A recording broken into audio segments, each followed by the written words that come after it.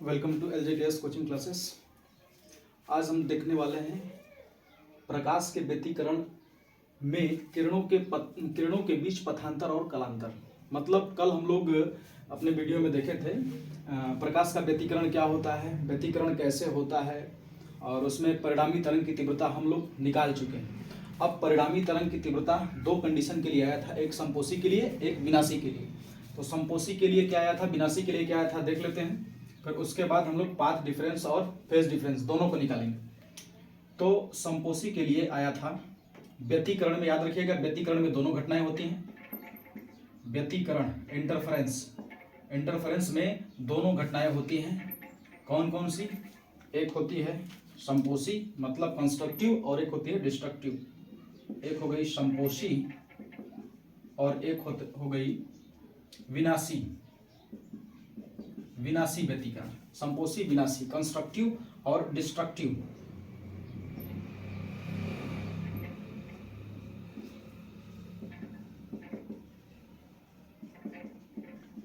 Constructive and destructive.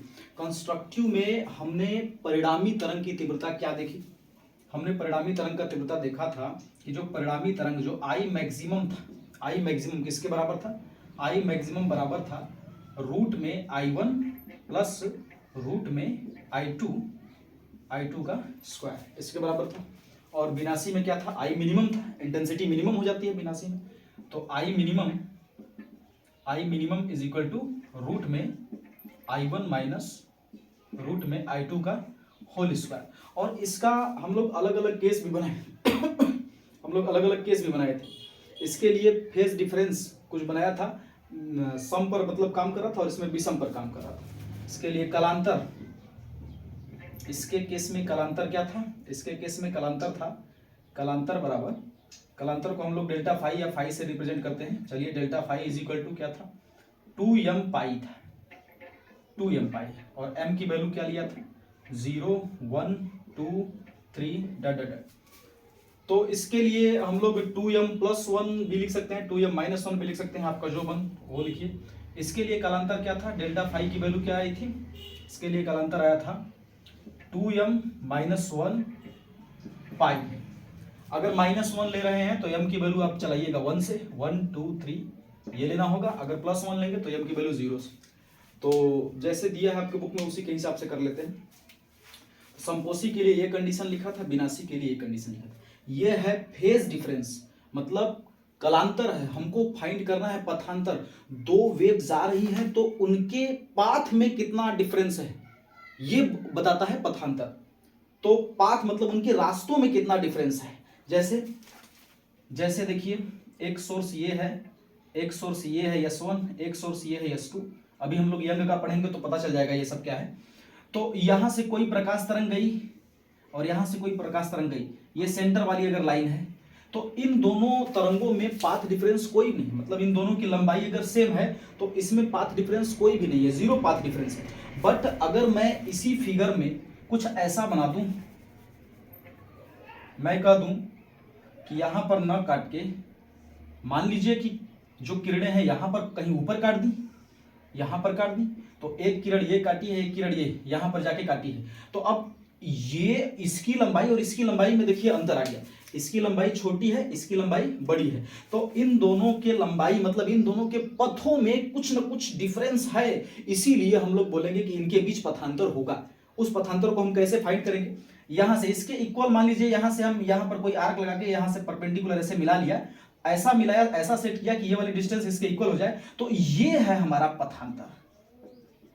मतलब पथों का, इसके और इसके पथों का बस केवल यही छोटा सा अंतर है और हमको इसी को फाइंड करना है। अब उसके लिए पहले हमको ये निकालना होगा कि कलांतर और पथांतर में रिलेशन क्या होगा। कलांतर और पथांतर के बीच कोई रिलेशन, कोई फार्मूला होता है? तो बिल्कुल होता है। क्या होता है देखिए, उसके लिए हम क्या करने वाले हैं, मान लेते हैं, देखिएगा ध्यान से देखिएगा। अगर इसको नोट कर लिया है तो मैं मिटा दूं, इसको नोट कर लीजिएगा, मैं मिटा रहा हूं इसको क्योंकि उसी के नीचे इसको करेंगे आप। नोट कर लिया? देखिए इसको रहने देते हैं। तो मैं मान लिया, देखिए मैं बोला हूं कि दो वेव हैं, एक वेव ये है, दूसरी वेव है, दूसरी वेव ये ऑलमोस्ट सेम फ्रीक्वेंसी की है, तभी होगा इंटरफेरेंस। अगर फ्रीक्वेंसी सेम है, आवृत्ति सेम है तो इंटरफेरेंस होगा, अदरवाइज नहीं होगा। फ्रीक्वेंसी सेम या नियरली सेम, अप्रोक्सीमेट सेम होगी तो भी हो जाएगा। तो इसका इक्वेशन, इस वाले पहले वाले किरण का इक्वेशन मैं मान ले रहा हूं, पहले वाले का इक्वेशन है y इज इक्वल टू, कुछ भी मान सकते हैं बट इसका वेव सेटिस्फाई करना चाहिए, उसके कंडीशन के अकॉर्डिंग होना चाहिए। तो y इज इक्वल टू, पहला वेव है तो y1 कर लिया, y1 is equal to a sin omega t plus k x1 कर लिया। यहां से k की वैल्यू जो होती है ना, k की वैल्यू हम लोग जब इसको फार्मूले को डिराइव करते हैं तो k की वैल्यू एक्चुअली में आती है 2π/λ, ये आता है k की वैल्यू। इसको जब डिराइव किया जाएगा तो ये आएगा k की वैल्यू, वो 11th में। और y2 इज इक्वल टू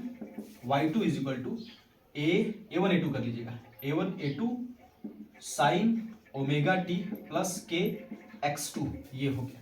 तो अब ये है एक प्रकार का, ये एंगल है, साइन के आगे जो भी है ये एक प्रकार का क्या है, एंगल है। तो ये भी एक एंगल है और ये भी एक एंगल है, मतलब एंगल में जो डिफरेंस होगा वो हो जाएगा फेज डिफरेंस। फेज डिफरेंस होगा, एंगल में जो डिफरेंस होगा वो हो जाएगा फेज डिफरेंस। हिंदी में क्या हो जाएगा, उसको हम लोग बोलेंगे कलांतर। लेकिन हमको निकालना है पथांतर और कलांतर में रिलेशन निकालना है, तो कैसे रिलेट करें। और यहां पर x1 x2 ये है, एक तरह से x1 और x2 का डिफरेंस वो पथांतर कहलाएगा। कैसे निकालेंगे, तो देखिए अगर मैं कलांतर बराबर ज्ञात करूं, कलांतर, तो कलांतर बराबर क्या हो जाएगा, दिस माइनस दिस, अंतिम माइनस प्रारंभिक, मतलब इसमें से इसको सब्ट्रैक्ट कर देते हैं तो निकल जाएगा क्या, फेज डिफरेंस। मतलब ओमेगा टी प्लस के x2, इसमें से मैं सब्ट्रैक्ट कर दूं ओमेगा टी माइनस के x1, तो देखिए क्या मिल जाएगा। अगर मैं इसको कैलकुलेट करूं, मैं इसको सॉल्व करूं तो ये हो जाएगा ओमेगा टी, देखिए ओमेगा टी से ओमेगा टी कैंसिल आउट हो जाएगा, ओमेगा टी से ओमेगा टी कैंसिल आउट हो गया, कट गया। तो यहां से इन दोनों में कॉमन क्या है, के कॉमन है, तो के को कॉमन लिया तो बचेगा क्या है, x2 माइनस x1, ये बचेगा। तो ये किसके बराबर है, कलांतर। कलांतर का मतलब एक प्रकार का एंगल, एंगल को हम लोग जनरली फाई से रिप्रेजेंट करते हैं, यहां पर डिफरेंस है तो डेल्टा फाई कर लिया। तो ये एक तरह से पाथ डिफरेंस है, ये पथों में अंतर है, मतलब इसको हम लोग बोलेंगे पथांतर। पथांतर मतलब पाथ डिफरेंस। तो डेल्टा फाई की जो वैल्यू हो जाएगी, delta phi is equal to k into delta x. तो delta phi is equal to k की वैल्यू फाइंड है, पहले से ही के की वैल्यू फाइंड है, के की वैल्यू क्या हो गई है 2π/λ इंटू डेल्टा एक्स, ये हो गया phi is equal to 2π/λ into, मतलब इसको हिंदी में क्या लिखेंगे, अगर मैं इसको हिंदी में लिखना चाहूं तो क्या मिल जाएगा हमें, ये एक तरह से है कलांतर। तो कलांतर बराबर 2π/λ गुणे पथांतर, ये एक इक्वेशन हमने फाइंड कर लिया, कलांतर बराबर 2π/λ गुणे पथांतर। अब याद रखिएगा कलांतर और पथांतर का हमारे पास फार्मूला मौजूद है। अब हम कलांतर और पथांतर दोनों वेव का हम निकाल सकते हैं, दोनों के केस में निकाल सकते हैं, संपोषी और विनाशी दोनों के केस में निकाल सकते हैं। कैसे निकालेंगे आइए उसको करते हैं, इसको नोट कर लीजिएगा, मिटा रहा हूं, नोट कर लिया, वीडियो पॉज करके मिटा रहा हूं।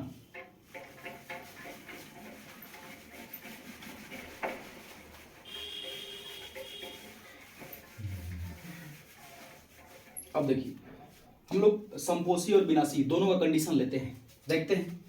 पहला कंडीशन है संपोषी,